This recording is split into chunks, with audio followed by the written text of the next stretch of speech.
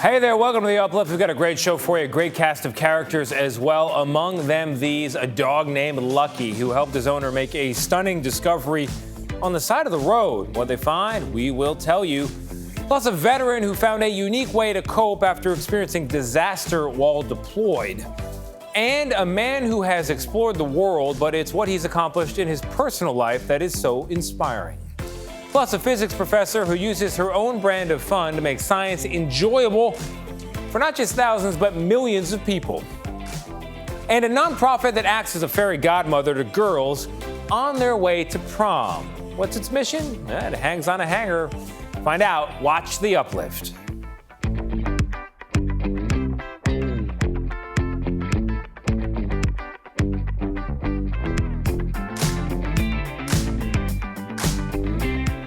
Hey there, I'm Tony DeCopel. This is the show that lifts you up for the next 30 minutes, you and me as well. It's called The Uplift for a reason, and we are going to begin with a professor who is making physics fun, inspiring her students in her own classroom and also on social media. Here's Jamie Wax. Ready, set, go! The way Dr. Tatiana Yerokimova sees it, physics is real-world magic. And with a little training, All right, next! anyone can become a real-world magician. Will the potato drop? Let's check.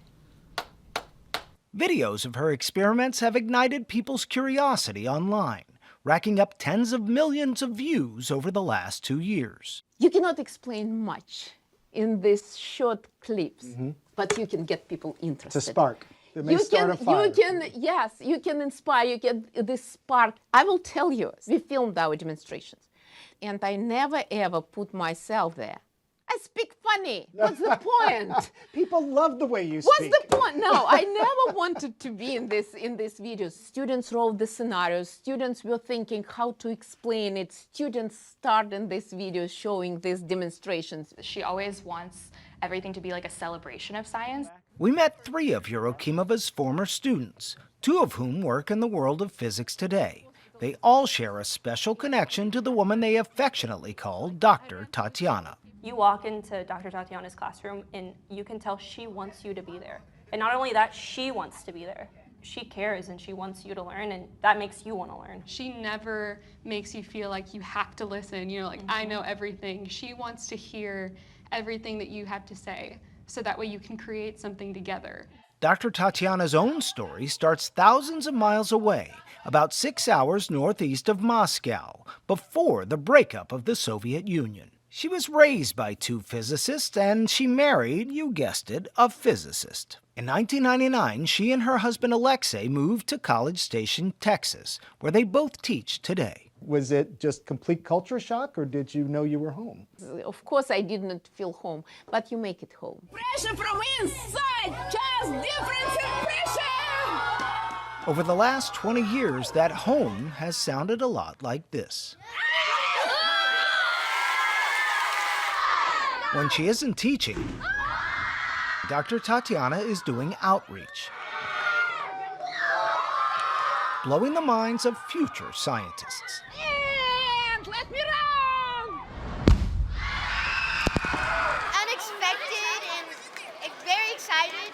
You were part of this study of 10,000 students and physicists and people in sciences, and the result was that men are no better acclimated towards this than women. Over 10 years, there were no consistent difference between a male and female performance on this exam scores. I felt that this is a very important message for my students. She's one of my role models, and I hope Students like Afia Danani, who came to A&M after seeing Dr. Tatiana's videos. watching Dr. Tatiana do the experiments online, especially since she was a female leader, was more inspiring for me to even go into physics. My very first semester, I wasn't at class that morning, and she looked at the people that were sitting next to me. She was like, "Where is Callie? Like, you need to call her right now and make sure that she's okay." I just overslept past my alarm. I was like, wow, like she knows when, she notices when you're not there. What would you want her to know about what she's done for you? Everything that she did to push me throughout my undergrad, I've sort of learned how to do that for myself. So I can be my own advocate now because of her. What would you like to do that you haven't done? To start new programs. To keep, to just not stop. So not stop. No, not stop. Yeah, I think she will start those new programs. Jamie, great piece. Coming up, with prom on the horizon, teenage girls get help from a fairy godmother through a nonprofit called the Glass Slipper. What exactly do they do? We will get into it after the break. Plus, our heartwarming videos, there's one of them, all of them, you've got to see. Stick around.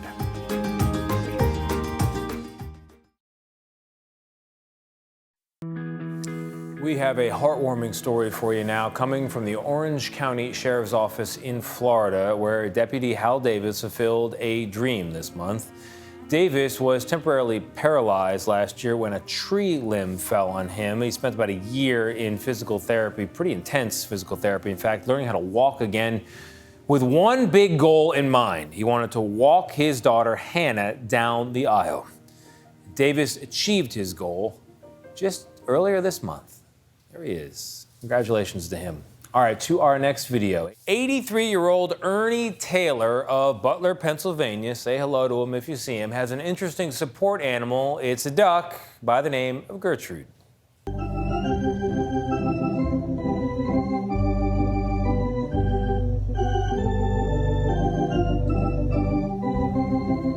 Gertrude, she of the Beethoven hair there, is a 6-year-old crested Peking. Not an official support animal, doesn't have the paperwork, don't ask to see it, but she does a lot with Ernie, including going to the store with him. There she is, there's Ernie.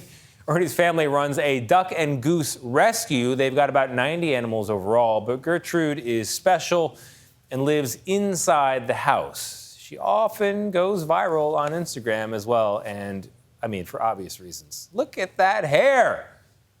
All right, Ernie, well done. Okay, like Cinderella's fairy godmother, there is a nonprofit called Glass Slipper, and it's swooping in to make sure students are ready to go to the ball. Or the prom. The prom is also a good option. Here's CBS Sacramento's Sakura Gray. Sparkly dresses and sky-high heels. The Glass Slipper is a nonprofit stepping in as a fairy godmother before prom. They're making sure girls who were in or are in the foster care system have a chance to feel glamorous. We want them to feel like they are VIP and they're coming into the most beautiful salon and getting their hair and their makeup and jewelry. We want them to feel like they are royalty and they can choose whatever dress they want and it's for them. 100% volunteer driven, relying solely on donations. Co-director Jennifer Kidwell says the community stepped up, bringing this boutique shopping experience to life. For us, it was, let's bring an amazing experience to them where they can shop for everything, things that maybe they couldn't otherwise afford or have as a selection for them, and they'd be able to take everything for free. Kidwell's mother founded the Glass Slipper back in 1997.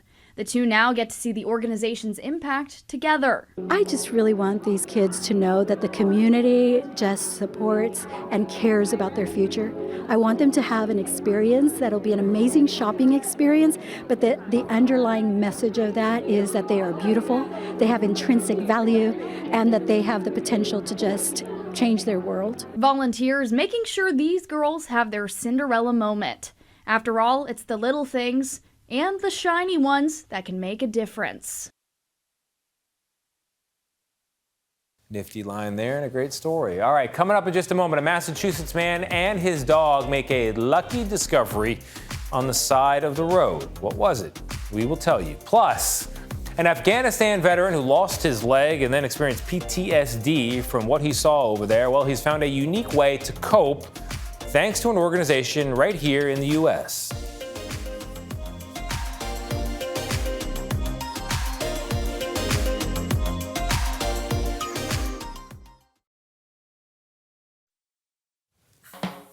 We introduce you now to a veteran who lost his leg and then developed PTSD, all after a tragic incident in Afghanistan serving this country. But he found a special way to cope back here in the U.S. Here's CBS New York's John Diaz with that story.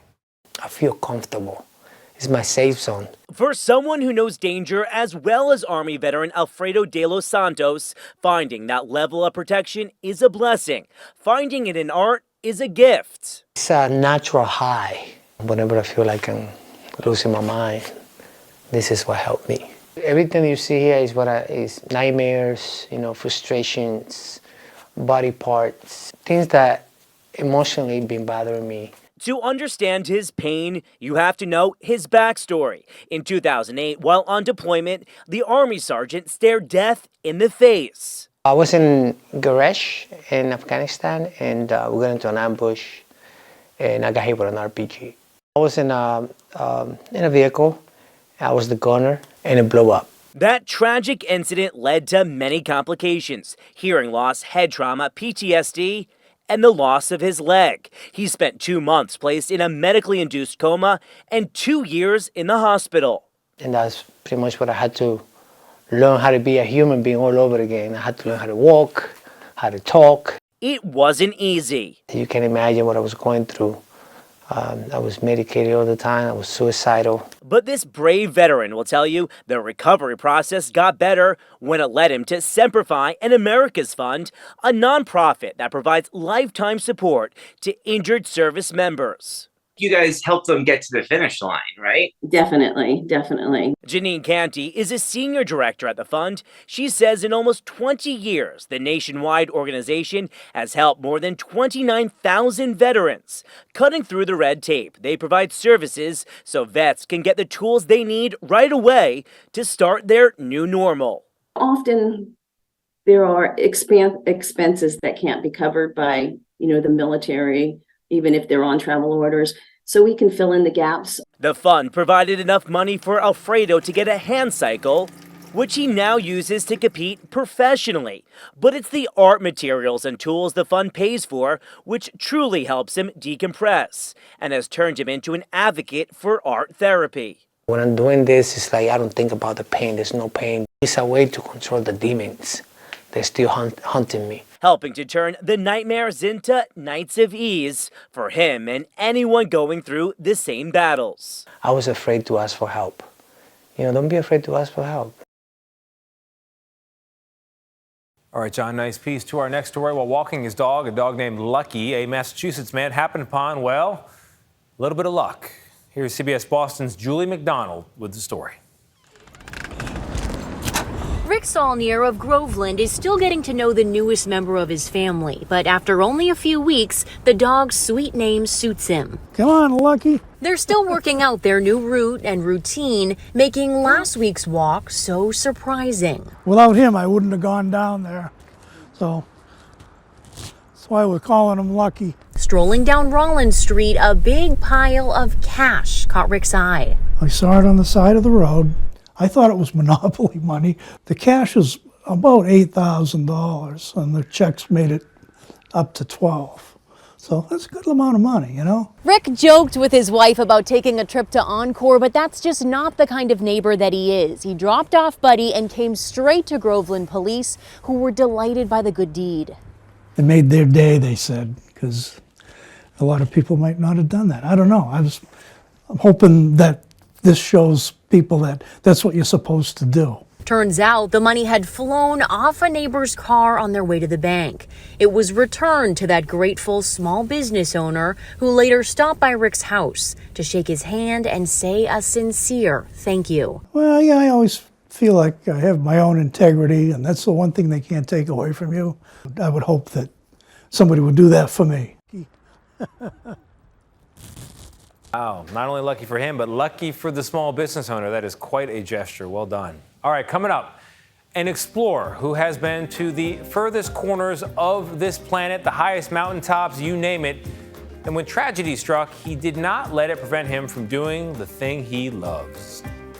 To be able to go back to a place that has been such an important part of my life, to see it again when I thought I would never do anything again, for me, feels like the right thing to do.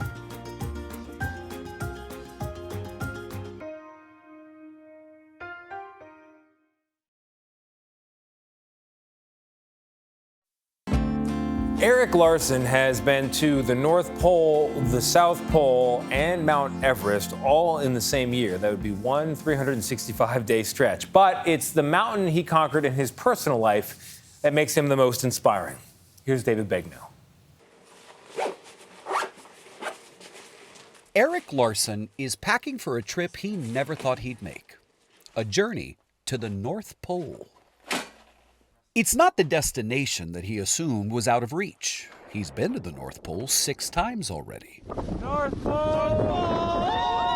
What's incredible is that he's able to travel again at all. You see, back in 2021, the 51-year-old Larson was diagnosed with colon cancer.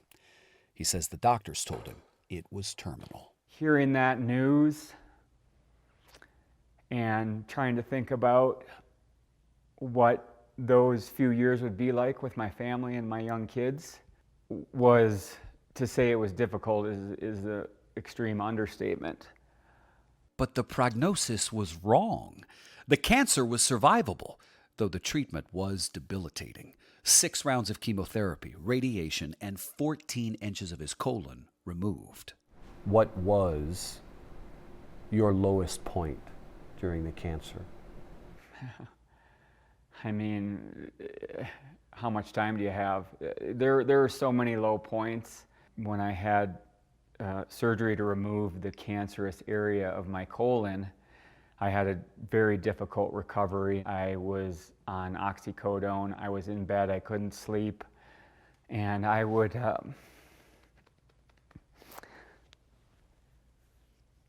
wake up in the middle of the night and just try to walk around the room. I could barely get out of bed. It was so much pain. Larson always had a major advantage on most people because years of adventure taught him how to survive in the harshest conditions. He is, after all, one of the world's leading polar explorers. In 2006, he and a partner did the first ever summer expedition to the North Pole. In 2010, he became the first person to journey to the North Pole, the South Pole, and Mount Everest in the same year. Long day, cold wind. I think with the wind chill it was close to 60 below. How many times have you almost died doing this? I've fallen through the ice. I've been stalked by polar bears. I've been in a lot of very precarious situations over the years. And you get a little bit of a gallows humor with that, you know, in the sense like, oh, that was close. Let's just keep going. The cancer is what grounded him.